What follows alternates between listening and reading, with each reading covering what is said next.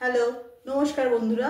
Blessing of Annapurna থেকে আমি শুক্লা আজ বানাচ্ছি একটা নতুন ফিউশন ডেজার্ট, কেসার পিস্তা গাজর টার্ট। আমি এই ডেজার্টটা ইউরোপিয়ান টার্ট থেকে ইন্সপায়ার্ড হয়ে বানাচ্ছি, কিন্তু টেস্টটা পুরো ইন্ডিয়ান। তাহলে চলো ঝটপট রান্নাটা স্টার্ট করি। টার্টের ফিলিংটা বানানোর জন্য প্রথমেই রাবড়িটা বানিয়ে নিচ্ছি। দেখো 500 গ্রাম মতো দুধ দিয়ে দিয়েছি জালে, আর 50 গ্রাম মতো গুঁড়ো দুধকে গুলে নিয়ে ওর মধ্যে মিক্সড করে দিলাম। দুধটাকে ভালো করে ঘন করে নিচ্ছি। এবার এটায় 2-3টে এলাচ ফাটিয়ে দিয়ে দিলাম যাতে ফ্লেভারটা ভালো আসে। দেখো কড়ার সাইডে সরগুলো লেগে যাচ্ছে, ওগুলোকে আমি ভালো করে কাচিয়ে আবার দুধের সাথে মিশিয়ে দিচ্ছি।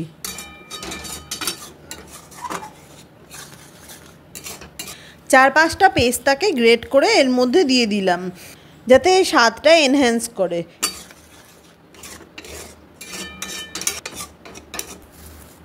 এর মধ্যে আমি 50 গ্রাম মতো চিনি দিয়ে দিলাম আর 1 চামচ মতো ঘি দিয়ে দিয়েছি।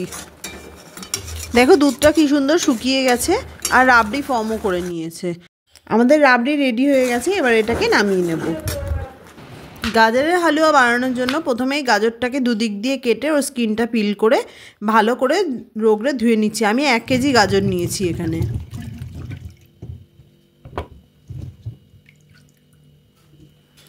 এবার এই গাজরগুলোকে গ্রেটারে গ্রেট করে নিচ্ছি। এবার কড়াইতে 1 চামচ মতো ঘি দিয়ে তাতে 3-4টে এলাচ ফাটিয়ে দিয়ে দিয়েছি, দিয়ে তার ওপর দিয়ে গ্রেট করা গাজরগুলো দিয়ে দিলাম। এবার অল্প একটু নুন দিয়ে ভালো করে নাড়াচাড়া করে 500 গ্রাম মতো দুধ এর ওপর দিয়ে এটাকে আমি ভাপে সিদ্ধ হতে দেবো। ঢাকনার ওপরে একটা ছোট ছিদ্র আছে, ওটাকে আমি একটু কাগজ দিয়ে ফিল করে দিয়েছি যাতে হাওয়াটা বাইরে বেরিয়ে না যায় আর তাড়াতাড়ি সিদ্ধটা হয়। মিনিট 4 বাদে আমি আবার ঢাকনাটা খুলে এটা নেড়ে নিলাম, নিয়ে ম্যাশার দিয়ে ভালো করে ম্যাশ করে দিচ্ছি। গাজরটা সিদ্ধ হয়ে গেছে, কিন্তু এতে এখনও অল্প দুধ রয়েছে, দুধটা একটু শুকোতে দেব। ওপর থেকে কনডেন্স মিল্ক দিয়ে দিচ্ছি, দিয়ে ভালো করে নেড়ে নেব। এবার এতে 2 বাটি মতো চিনি, মানে 100 গ্রাম মতো চিনি দিয়ে দিয়েছি, দিয়ে ভালো করে নেড়ে শুকিয়ে নেব হালুয়াটা। ঢাকনাটা খুলে নিচ্ছি। গাজরের হালুয়াটা দেখো হয়ে গেছে।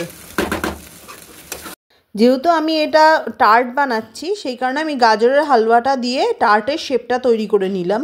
যেটাকে আমি মোল্ড হিসাবে ইউজ করেছি ওটাকে আমি তুলে নিচ্ছি। এবার রাবড়ি দিয়ে ভেতরটা ফিল করে দেবো। টার্টটা আমার রেডি হয়ে গেছে। এবার ওপর থেকে আমি গ্রেট করা পেস্তা আর কেসার দিয়ে এটাকে গার্নিশ করে দিলাম। দেখো কি সুন্দর একটা রয়্যাল লুক এসছে। ভিডিওটা যদি তোমাদের ভালো লাগে তাহলে লাইক, শেয়ার আর সাবস্ক্রাইব করতে ভুলো না, আর অবশ্যই কমেন্ট করে জানিও কেমন হয়েছে। আবারও ফিরে আসবো নতুন কোনো রেসিপি নিয়ে। Till then, tata.